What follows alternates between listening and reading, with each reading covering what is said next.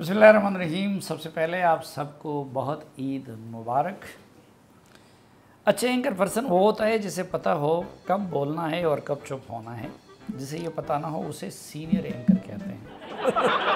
हमारे यहाँ भी टेक्नोलॉजी ने इतनी तरक्की कर ली है कि हमारे यहाँ रोबोट एंकर पर्सन्स हैं जिनके सॉफ्टवेयर्स बाकायदगी से अपडेट किए जाते हैं। तारीख़ की किताबों में अक्सर पढ़ा, उनमें लिखा होता रावी चेन लिखता है। जानना चाहते थे ये रावी कौन है जो चेन ही लिखता है। अब पता चला ये दुनिया टीवी पर आज कामरान खान के नाम से शो करते हैं। पीटीवी के ज़माने में जिस ड्रामे का ड्यूरेशन कम होती उसमें एक्टर तलत हुसैन साहब को कास्ट कर लिया जाता। वो बोलते हुए इतने फाज लेते कि 25 मिनट के ड्रामे की ड्यूरेशन 40 मिनट हो जाती। ऐसे ही कामरान खान साहब भी शो 2 घंटे का करते हैं, लेकिन इतना रुक रुक कर बोलते हैं कि चैनल उसे 1.5 घंटे के स्लॉट में चलाता है। मुबशिर लुकमान तो कामरान खान को एंकर पर्सन नहीं मानता। मुबशिर के नज़दीक एंकर पर्सन की ब्रेकें नहीं होना चाहिए, बस रिमोट होना चाहिए। सुहेल वड़ाई साहब हमारे वो टीवी होस्ट हैं जो अपने प्रोग्राम में भी होस्ट नहीं, किसी न किसी के गेस्ट होते हैं। हामिद मीर वो सहाफ़ी हैं जिनको 2 मिनट सुन लो तो लगता है उन्हें भी एजेंसियाँ उठा कर ले जाएंगी। 5 मिनट सुन लो तो लगेगा कि आपको भी उठा कर ले जाएंगे। 2 घंटे सुन लो तो बंदे को खुद अपने घर फ़ोन करके पूछना पड़ता है कि कहीं मैं लापता तो नहीं हो गया। वैसे सहाफ़ी उनका कद इतना बड़ा है कि हम जैसे सहाफ़ी तो उनसे कूद कर खुदकुशी कर सकते हैं। डॉक्टर 2 तरह के होते हैं, एक MBBS जो इलाज करते हैं और दूसरे PhD जो ख़ुद काबिल इलाज होते हैं। डॉक्टर शायद मसूद हैं तो MBBS, मगर उनका प्रोग्राम देख लो तो लगता है वो PhD हैं। इतने बाखबर सहाफ़ी कि 2 बंदे कहीं भी बातें कर रहे हों उनको पता होता है क्या बातें कर रहे हैं। बाज़ को तो ख़ुद पता नहीं होता, वो ख़ुद डॉक्टर साहब से पूछते हैं कि हमें बताएं हमने क्या बातें की। असल में साहब वो टीवी होस्ट हैं और एंकर पर्सन हैं जिनके बारे में पूछा जाए आजकल वो टीवी पर क्या करते हैं तो यही जवाब होगा, गुस्सा करते हैं। गलत बात उनसे बर्दाश्त नहीं होती, इसलिए अक्सर अपनी बात पर भी गुस्सा कर जाते हैं। इरशाद भट्टी एंकर्स के मनोवर ज़रीब हैं, बहुत फ़नी जोक सुनाते हैं, मगर हंसते लोग उनकी संजीदा बातों पर ही हैं। वो सबसे ज़्यादा लिख के पढ़े सहाफ़ी हैं। टीवी शो में लोग बोल रहे होते हैं, ये लिख का पढ़ रहे होते हैं। देखा कितने लिख के पढ़े सहाफ़ी हैं।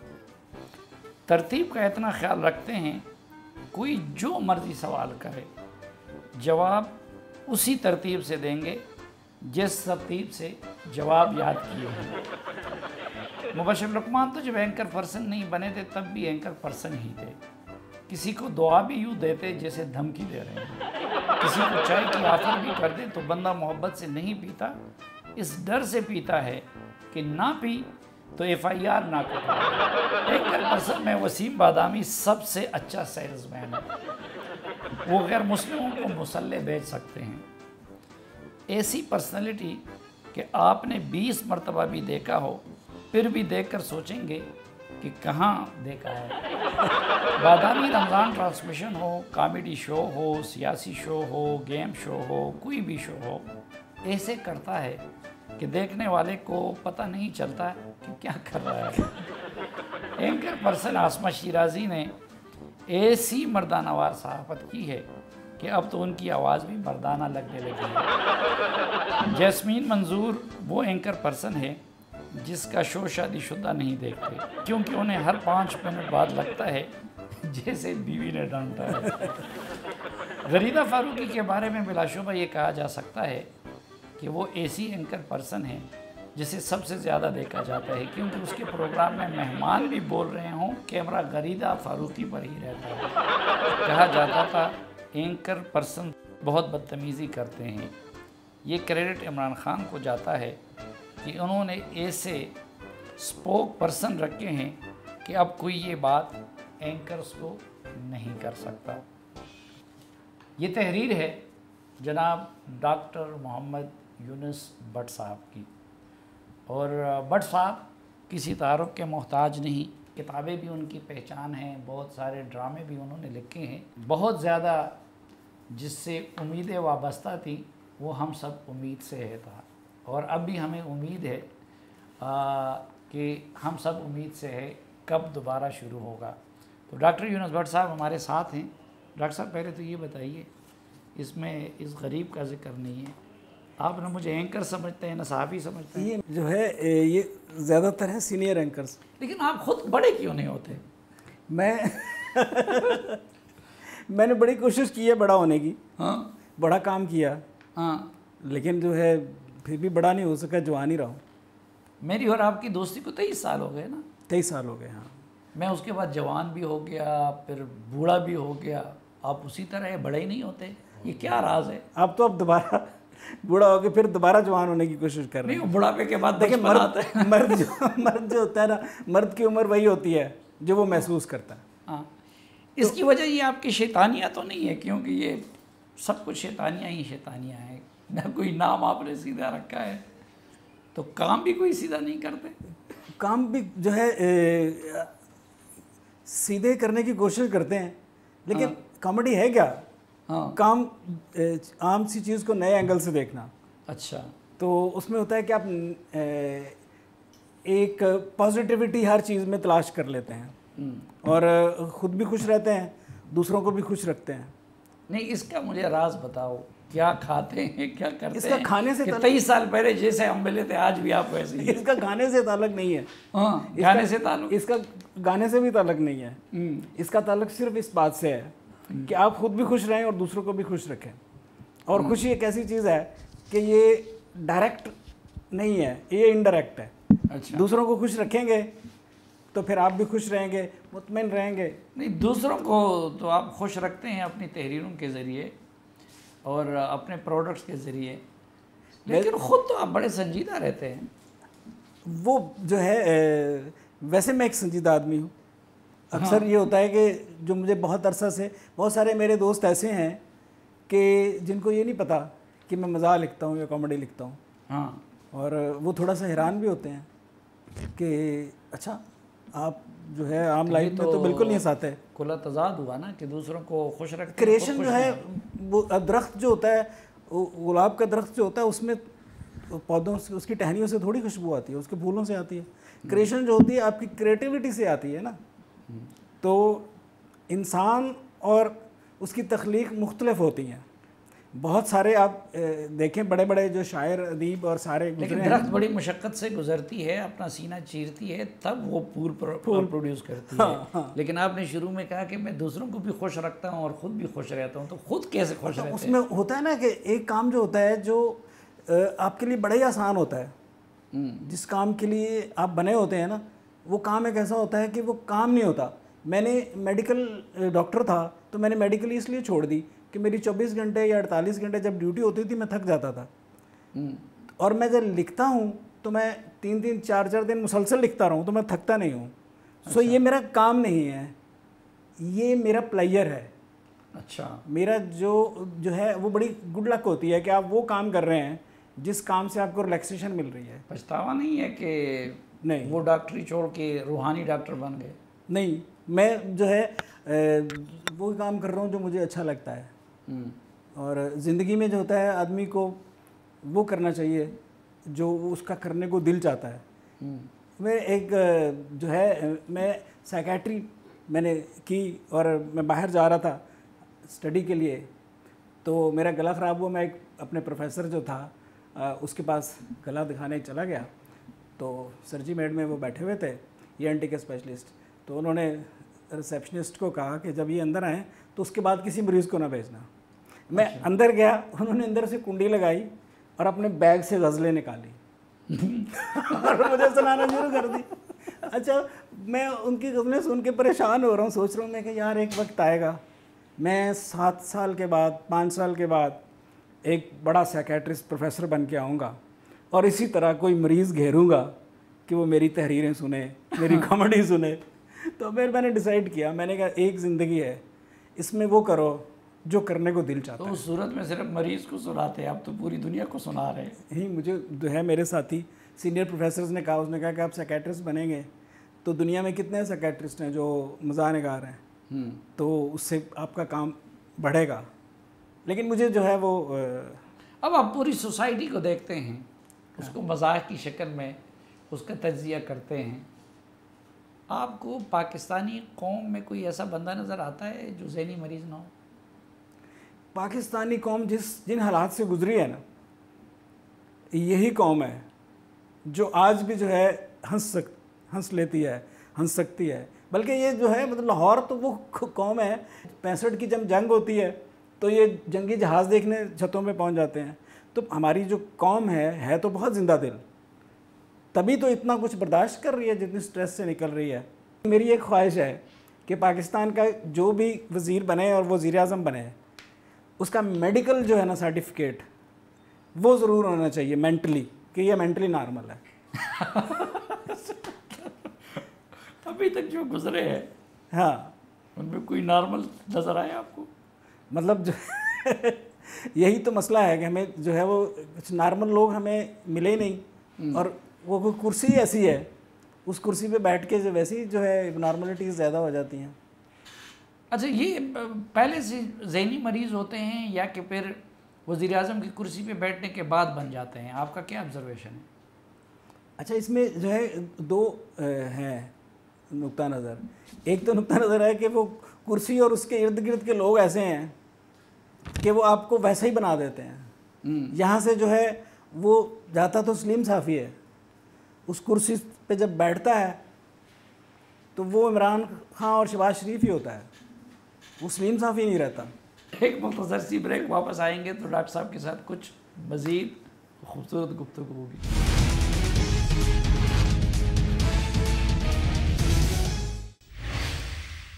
एक बार फिर खुशामदीद आपको जिरगे में। हमारे साथ हैं जनाब डॉक्टर मोहम्मद यूनुस भट्ट साहब। डॉक्टर साहब गायब हो गए स्क्रीन से, वजह क्या है? स्क्रीन से मैं जो है 14 साल जब हमसा मीर से किया तो मेरा दिल चाह रहा था कि मैं कुछ तब्दीली लाऊं, तब्दील करूँ। वो इमरान खान वाली तब्दीली? हाँ। तो मैं एंटरटेनमेंट करना चाह रहा था। हाँ। तो कुछ अर्सा गैप दिया, अच्छा। 4-5 साल, और उसके बाद अब मैं दोबारा फुल हूँ। तो उस गैप में क्या करते रहे? उस गैप में मैंने सीरियल्स किए। मैंने जो है रोमियो वेड ज़हीर किया, डोली डार्लिंग किया, हम सब अजीब से हैं किया, शाहरुख की सालियाँ, बहुत ज़्यादा सीरियल्स, बहुत कॉमेडीज़ वो की। तो आपकी तब्दीली का तो वो हशर नहीं हुआ जो इमरान खान की तब्दीली का हुआ? नहीं, मैं शुक्र है बच गया। मेरी तब्दीली जो थी वो फ्रूटफुल रही, क्योंकि मैंने उस पर होमवर्क किया हुआ था। अच्छा। तो अगर मुझे भी जो है वो तब्दीली के बाद पता लगता कि मैंने करना क्या है तो फिर मेरा भी वही असर होता। एक तो ये कि जो हमारे टॉक शोज़ होते हैं, और वो भी ड्रामा है अपनी जगह पे, जो हमारी सियासत है वो भी ड्रामा है, तो इन हालात में आप लोग ड्रामे क्यों लिखते और बनाते हैं? असल में जो है आपको पता है एक ज़माना ऐसा भी आया था कि जो एंटरटेनमेंट के जो ड्रामे थे उनकी रेटिंग कम थी, और जो न्यूज़ टीवी पे जो ड्रामे चलते थे उनकी रेटिंग बहुत ज़्यादा थी। तो वो फिर उनके ड्रामों की जगह जो है ना वो अब ड्रामे की बजाय कॉमेडी हो गया है, न्यूज़ चैनल्स। हाँ। तो लोगों को कुछ शायद आजकल रोना धोना वैसे भी ज़्यादा पसंद होता है, तो एंटरटेनमेंट ज़्यादा ले रहा है। यानी अभी आप जब वापस आएंगे तो किस तरह के प्रोग्राम का इरादा है? मैं जो है 2 टाइप के प्रोग्राम्स करना चाह रहा हूँ। एक तो जो लेट नाइट शो, जिस तरह अमेरिकन्स लेट नाइट शो होते हैं, जो उसी डे इवेंट होता है, उस पर वो पॉलिटिकली कमेंट कर रहे होते हैं। क्योंकि मैंने जो है वो जितना भी काम किया, तो मेरा काम जो होता है वो होता है कि कुछ मेरा काम किसी को हंसाना नहीं है। मुझे एक प्लेजेंट वे में कमेंट करना है पॉलिटिक्स पे, सोशल इश्यूज़ पे। अब हमारे यहाँ अब जो कॉमेडी है उसका मेन टारगेट जो होता है वो होता है हंसाना है। तो वो हंसाने के लिए बैठे हैं, वो जो है एग्जेजरेट कर देते हैं चीज़ों को, जो लुक लाइक्स को बनाते हैं, उनकी भी ऐसी तैसी कर देते हैं, तो लिमिट से निकल जाते हैं। वैसे जो हशर हमारे करंट अफेयर के टॉक शोज़ का हुआ है, आप नहीं समझते कि उससे बदतर हशर वो कॉमेडी प्रोग्रामों का भी हो गया है? बिल्कुल हो गया। उसकी वजह ये हुई है कि उसमें ज़्यादा कसूर हमारा जो है वो हमारे चैनल मालकान का है। वो बजट जो है वो चाह रहे होते हैं कि एक ही बंदा उनको 4 प्रोग्राम 5 प्रोग्राम दे दे। अब वो 4 प्रोग्राम 5 प्रोग्राम स्क्रिप्टेड नहीं हो सकते। स्क्रिप्टेड जो है वो 1 होगा या 2 होगा। उसके लिए क्या किया जाता है, एक एंकर लेता है, वो 4-5 जो है वो जुगते मारने वाले बंदे बैठा लेता है। तो इस तरह 5 शो बन सकते हैं। अच्छा, आपने अंदर सोहेल वड़ाई साहब का अपने आर्टिकल में जिक्र किया था। हाँ हाँ, तो मैं थोड़ी देर के लिए सोहेल वड़ाई साहब बन के पूछता ठीक है कि डॉक्टर साहब कभी इश्क तो किया होगा? हाय हाय हाय, इश्क जो है, हाँ, अगर आपको उसको बहुत महदूद करके आपने किसी लड़की तक लाना है तो फिर इश्क ਨੂੰ चपेड़ ही मार रहे हो ना आप। इश्क तो बहुत बड़ी चीज़ है। लेकिन आप भी बहुत बड़ी चीज़ है। हाँ, आप भी कोई छोटी चीज़ नहीं है, इसलिए बात को दूसरी तरफ ले गए। सलीम साफ़ी और इश्क का सवाल, क्या ये खुला तजाद नहीं? लोग सोचते होंगे कि इस जिरगे में इतने इतने बड़े इशू तय हुए। हाँ। आज पहली दफ़ा मसला इश्क जो है वो है और जिरगे में फैसला होगा। हाँ। कि इश्क जो है वो करना चाहिए कि नहीं करना चाहिए। और भी हमें ज़माने में मोहब्बत के सिवा आप जो है ना, हम जैसे लोग अभी तक उर्दू का मुज़क्कर मुअन्नस ठीक करना चाहते हैं, आपने पहले से सारे अल्फाज ये क्यों बिगाड़ दिए? अब जोक दर जोक, बटकारियाँ, तो मिसफिट, ये सारी चीज़ें ये क्यों करते हैं?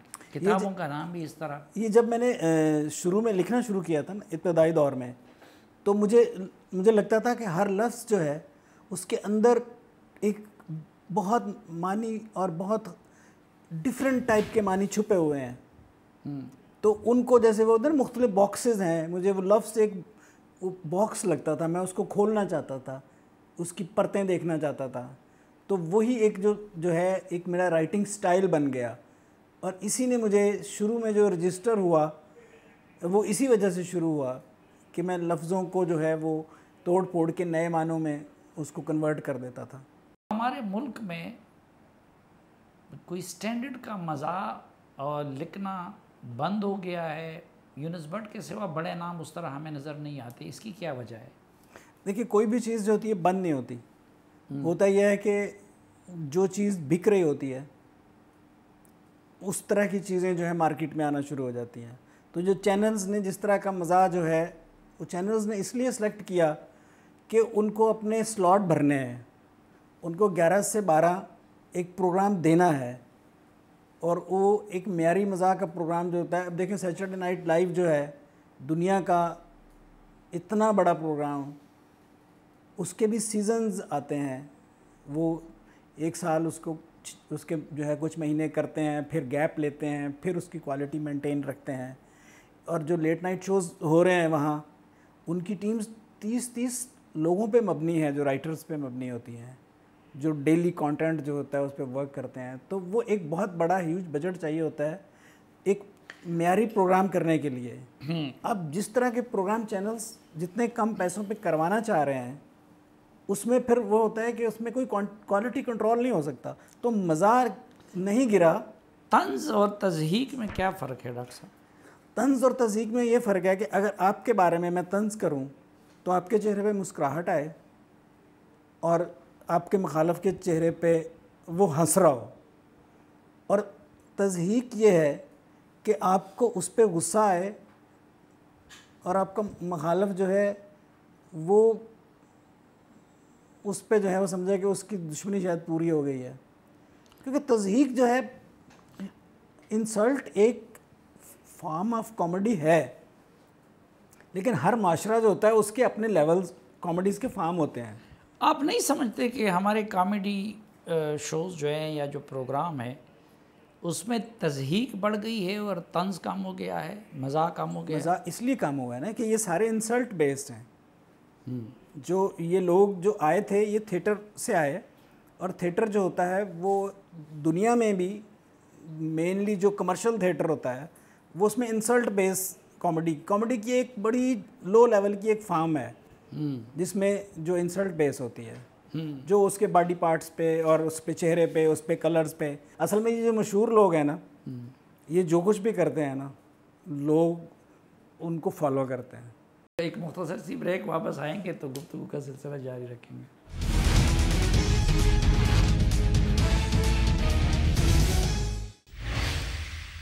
एक बार फिर खुशामदीद आपको। जरिए में डॉक्टर साहब, जब आपने लिखना शुरू किया मज़ाह, तो उससे पहले किसी मज़ाह निगार से मुतासिर थे या कि नहीं, बस ऐसे ही शुरू? मैंने जो है जो पहली दफ़ा तहरीर लिखी वो मैंने संजीदा लिखी। अच्छा। उसका नाम था दर्द। उस पे लिखी। वो हल्का अदब में मैंने पढ़ी। वहाँ बहुत सारे अदीब शायर आए हुए थे, तो एक तनकीदी इजलास होता है, तो मैंने पढ़ना शुरू की तो वो हंसना शुरू हो गए। तो मैंने समझा कि मैंने बहुत बुरा लिखा है, मेरा मजाक उड़ा रहे हैं। अच्छा। तो अब मैंने जो है वो ख़त्म करके भागने की कोशिश की, तो उन्होंने मुझे पकड़ लिया। ये किस वक्त की बात है? आपकी उम्र ये जो है 86 और 87 का था। अंजुम रवानी साहब, तहसीन फ़राकी साहब, फ़िज़ुर रहमान आसन साहब, ये लोग वहाँ मौजूद थे। तो उन्होंने मुझे रोक लिया। मैंने कहा बड़ी बेइज्जती होगी, मैं तो पहली दफ़ा एवी मेडिकल स्टूडेंट हूँ, मुझे फंसा दिया है इन्होंने पढ़ने के लिए। तो उन्होंने कहा कि आपके अंदर एक फ़ितरी मज़ाह लिखने की सलाहियत है, तो आप मज़ाह क्यों नहीं लिखते? अच्छा। फिर मैंने लिखना शुरू कर दिया। जब मेरी 3 किताबें आ गईं तो मुझे किसी ने कहा कि भाई कुछ पढ़ भी ले, लिख ही जाएगा। तब मैंने मज़ाह पढ़ना शुरू किया। अजी नहीं, पहले ना किसी से इंस्पायर थे, ना कोई आइडियल था, कुछ नहीं। मतलब जो है ये जितनी जिस तरह मैंने अपने तर्ज की देहाती सहाफत शुरू की, आपने अपने तर्ज का अदब उसी तरह लिखना शुरू कर दिया। अच्छा, फिर जब पढ़ लिया तो जो लोग दुनिया से रहलत कर चुके हैं उनमें आप 1, 2, 3 किन किन मज़ाह निगारों को किस कैटेगरी में रखते हैं? मतलब मुझे जो है, मैंने सभी लोगों को पढ़ा, और वो एक ऐसा ज़माना था कि जब शफीक रहमान साहब भी हयात थे, कर्नल मोहम्मद खान भी हयात थे, ज़मीर जाफ़री साहब भी हयात थे, मुश्ताक यूसुफ़ी साहब भी हयात थे। सब लोगों से इंटरेक्शन था। तो मुझे जो है अभी भी अगर मैं अपनी पसंद के हिसाब से करूं तो मुझे जो है स्पॉन्टेनिटी जो है वो इब्न इंशा की पसंद है, और जो क्राफ्ट है वो मुश्ताक यूसुफ़ी साहब का पसंद है, और जो कहानी की बुनत है मज़ाहिया वाक़यात की वो शफीक रहमान साहब की पसंद है। बड़े बेटे जब साथ होते हैं, हाँ हाँ, लोग क्या समझते हैं? आप दोनों को भाई समझते हैं या बाप बेटा समझते हैं? देखिए ये जो है ना जवानी का जो राज है ना, वो यही राज है। हाँ। कि आप जिस उम्र का आपको मर्द अपने आप को जिस उम्र का समझता है ना, वो उस उम्र का है, और औरत को लोग जिस उम्र का समझते हैं वो उस उम्र की है। अपनी किताबों में सबसे अच्छी किताब आपको कौन सी लगती है? मुझे जो है ना शनाख्त परेड और शैतानियाँ 2 अच्छी लगती हैं। अच्छा, शैतानियाँ और ये मेरी जो है पहली 2 किताबें हैं। अच्छा। जो शुरू में लिखी थी वो वाली। और जो आपकी मुख्तलिफ प्रोडक्शंस हैं, हाँ, उनमें कौन सी सबसे ज़्यादा? उनमें जो है मुझे लिखने में जो सबसे ज़्यादा मज़ा आया था वो डबल ट्रबल था। अच्छा। और फैमिली फ्रंट तो खैर जो था उसको लिखने में तो मतलब बहुत सिंपल हो गया था, क्योंकि इतना वो रवानी हो गई थी। तो हम सब इससे में होता था कि चौधरी शुजात साहब और मुशर्रफ, इन दोनों का करैक्टर लिखने में बड़ा मज़ा आता था। अच्छा। हाँ, ये मतलब इनके करैक्टर खुद ही बन जाते थे। मौलाना फजलुर रहमान के करैक्टर में मज़ा नहीं आता। लेकिन मौलाना फजलुर रहमान का करैक्टर जो होता था वो हम बड़ा जो है इज़्ज़त और एहतराम से लिखते थे, क्योंकि आपका फ़ोन आ जाता था। मुझे उनका फ़ोन आ जाता था। अच्छा, उसमें बुरा ज़्यादा कौन बनाते थे और कौन एंजॉय करता था मुख्तलिफ पॉलिटिशियन में, जब आप हम सब उम्मीद से हैं? अच्छा, वो उसकी अब देखें कि मुझे जो सबसे ज़्यादा जो कंप्लेंट्स आई वो पॉलिटिशियंस की तरफ से नहीं आई। अच्छा। मुझे उन लोगों से आई जो बड़े बड़े एंकर्स हैं और जो मीडिया के लोग थे। अच्छा। जो इस पे बिलीव करते हैं कि आज़ादी राय होनी चाहिए। अच्छा, लेकिन पॉलिटिशियन बर्दाश्त करते थे? पॉलिटिशियंस जो है मतलब एक आध दफ़ा मौलाना साहब की शिकायत आई थी, वो भी उनकी जायज़ थी कि म्यूज़िक उनको इंस्ट्रूमेंट पकड़ा दिया गया था। तो ये प्रोडक्शन के फॉल्ट होते हैं, क्योंकि हम बहुत ख्याल रखते थे कि क्योंकि हमारा मतलब हमारा मकसद सिर्फ और हम जो दिन रात सबके बेदबी माप यानी कुरेदते हैं, कपड़े उतारते हैं, तो उतने ही हमारे एंकर्स इस मामले में ज़्यादा हसास वाक़या।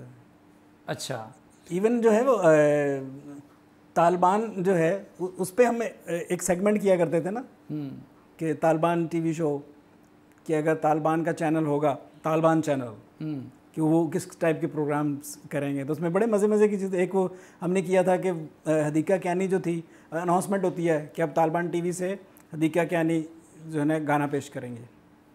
तो एक खातून आती है बुरके में और आके बैठ के वो मर्दाना आवाज़ में गाना शुरू कर देती है। तो कहते हैं कि चूँकि गैर महरम से आवाज़ का पर्दा है, तो इसलिए ये मर्दाना आवाज़ में गाएंगी। तो इस तरह हमने उसके पूरे सेगमेंट्स बनाए हुए थे कि किस किस टाइप की कौन सी चीज़। उनकी तरफ से कोई धमकी वगैरह नहीं आई? उनकी तरफ से जो है धमकी नहीं आई, लेकिन एक दफ़ा आपने मुझे कहा था कि ये जो है असल जब बात बड़ी लेवल पे जो होता है वो इतना रिस्पांस नहीं आता, जो छोटे होता है ना लेवल पे लोग, वो ज़्यादा रिएक्ट करते हैं। यानी इस मामले में हमसे तालिबान का बर्दाश्त भी ज़्यादा है। हाँ, उनका भी बर्दाश्त ज़्यादा। अच्छा, खुद शोबिज़ इंडस्ट्री से मुताल्लिक और एक जो है धरने के दौरान जो था, जब प्रोग्राम्स मैं करता था, तो तब मुझे बहुत इमरान खान के दर उसमें जो है कुछ फैंस मेरी थी पीटीआई की, तो उन्होंने पहले वो फ़ोन करती रही कि आप ना करें, आपका नंबर जो है वो व्हाट्सएप ग्रुप को दिया जाएगा, कल दे देंगे। तो मैंने कहा मैं मतलब ये कैसे कर सकता हूँ, एक करेक्टर को मैं निकाल दूँ और दूसरों पे करता रहूँ, क्योंकि ये तो आप इमरानी रियासत मदीना के अमीर के बारे में उन्होंने फिर व्हाट्सएप पे दे दिया, तो फिर नंबर मुझे चेंज करना पड़ा अपना। अच्छा, जो मौजूदा जिंदा लोग हैं, अल्लाह सबको ज़िंदा रखे, इज़्ज़तों से नवाजे, अपने बाद किसको बड़ा मज़ा निगार समझते हैं? नहीं, जो है ये फील्ड ऐसा है कि इस फील्ड पे जो होता है कोई बड़ा नहीं है, क्योंकि टेलीविज़न एक ऐसा अदारा है, ये यावर साहब कहते होते थे कि जो हवा में जाती है ना चीज़, वो हवा में जाके ख़त्म हो जाती है। किताब जो है वो रहती है। तो जो टेलीविज़न पे जितना काम हो रहा है ना, उसमें जो काम आज कर रहा है उसी की रेटिंग होती है और उसका कंपैरिजन जो है वो हमने नहीं करना, वो वक्त ने करना है। और ज़रूरी नहीं है कि एक बहुत अच्छी और बहुत म्यारी चीज़ है तो उसको वो पब्लिकली वो उसको कबूल भी किया जाए और वो हिट भी हो। तो बहुत जो है ना, जब से रेटिंग आई है, रेटिंग है कि आपके प्रोग्राम में बहुत दानिशवराना गुफ्तगू होगी तो ठीक है, अगर एक साथ वाले प्रोग्राम में को दूसरा गाली दे देता है तो रेटिंग उसकी भी ज़्यादा होगी। तो इसलिए अब जो है वो ऐसे कोई म्यार नहीं रहे। किसी भी कौम जो है ना उसका एनालिसिस करना हो तो उसकी दीवारों पे लिख के इश्तिहार पढ़ो कि उससे अंदाज़ा होता है कि उनका मेंटल लेवल क्या है।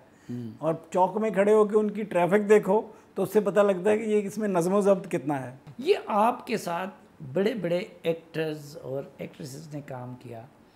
पाकिस्तान के टॉप जो इस वक्त मेल एक्टर्स है, आप किसको ग्रेड करते हैं 1 2 3?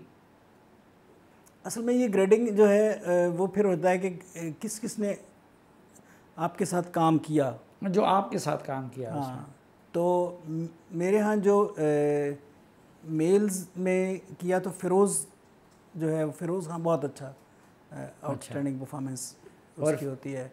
और जिस बाकी जो सीनियर्स लोग हैं उनमें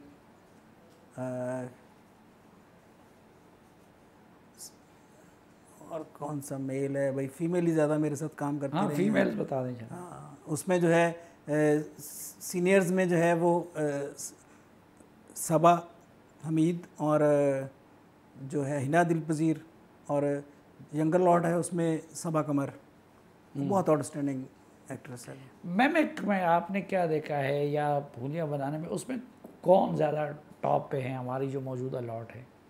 मौजूदा लॉट में हमें जो है शफात जो है वो करैक्टर में रह के जो है वो बहुत अच्छा करता है। बाकी वो जो चौधरी ब्रदर्स हैं वो जो है कॉमिकली बहुत अच्छा वो बनाते हैं, लेकिन करैक्टर में थोड़ा सा निकल जाते हैं। मुस्तफ़ा चौधरी और मुर्तज़ा चौधरी। हाँ, अच्छा। और एक आखिरी सवाल, ज़ाहिर बात है हर तरफ दुख ही दुख बिखरे हुए हैं और ऊपर से रोज़ाना पेट्रोल बम गिराए जा रहे हैं और महंगाई है, अफरा तफरी है, पॉलिटिकल अनसर्टेनिटी है, तो खुश रहने के लिए तो कुछ भी नहीं है। तो कोई कौम को आप कोई ऐसा फार्मूला दे सकते हैं कि आपकी तरह वो बूढ़े भी ना हों और खुश भी रहें और दूसरों को भी खुशी दे? देखिए जो है सब कुछ मौजूद है ज़िंदगी में, जीने के सलीके वो सारे जो है कुरान ने भी बता दिए, हदीसों ने भी बता दिए, बड़े बड़े दानश्वरों ने भी बता दिए।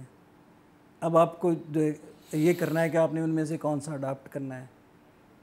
और दूसरा ये है कि ये बात मैं ज़रूर कहूँगा कि अगर आप खुश रहना चाहते हैं तो ख़ुद को खुश करके आप कभी खुश नहीं हो सकते। खुशी इनडायरेक्टली है। आप दूसरों को खुश रखें, अपने घर वालों को रखें, अपने फैमिली के लोगों को रखें, दोस्तों को रखें, तो इनडायरेक्टली आप यू फील हैप्पीनेस। ये नहीं है कि आप जो मर्ज़ी आप हासिल कर लें, डायरेक्ट खुश नहीं हो सकते आप। डॉक्टर साहब जो पते की बात आपने कह दी है, मेरे ख़्याल में इसके बाद मज़ीद गुफ्तगू का कोई जवाज़ नहीं रहता और मैं मशकूर हूँ आपका कि आज की ईद आपने हमारी और भी खुशगवार बना दी। और इसी पे ही ख़त्म करते हैं। जो अभी आपने जो है वो कसाई ढूंढने जाना होगा, लेकिन हाँ। इस दफ़ा वैसे ईद पे ये आसानी हुई है कि कसाई ढूंढने नहीं जाना पड़ता, क्योंकि आप सिर्फ तस्वीर लगा दें मुफ्ता की, बकरे की खाल खुद ही उतर जाएगी। यही तो आपका कमाल है कि मुफ्ता इस्माइल की तस्वीर लगा दें तो बकरे की खाल खुद ही उतर जाएगी। लेकिन उससे पहले जो बात डॉक्टर साहब ने की थी वो मेरे ख़्याल में दीनी तालीमात का भी निचोड़ है और मौजूदा दौर के दुखों को और दर्दों को सहने का भी बेहतरीन तरीका है। और वो यही कि आप दूसरों को खुश करेंगे, दूसरों को खुश रखने की कोशिश करेंगे, तब आपको खुशी मिलेगी। हमें खुशी इसलिए नहीं मिलती कि हम खुशी सिर्फ अपने लिए ढूंढते हैं और दूसरों की खुशियों का एहसास नहीं करते, बल्कि दूसरों को अक्सर दुख देते हैं। और जो दुख देने वाले होते हैं वो कभी सुख नहीं पा सकते, बल्कि अपने आप को खुश रखने का बेहतरीन तरीका यही है कि आप दूसरों को खुशी देने की कोशिश करें, दूसरों में खुशियाँ बांटने की कोशिश करें, इस दुआ के साथ कि आप जहाँ भी रहें खुश रहें। आज के जरिए से इजाज़त चाहता हूँ। अल्लाह हाफ़िज़।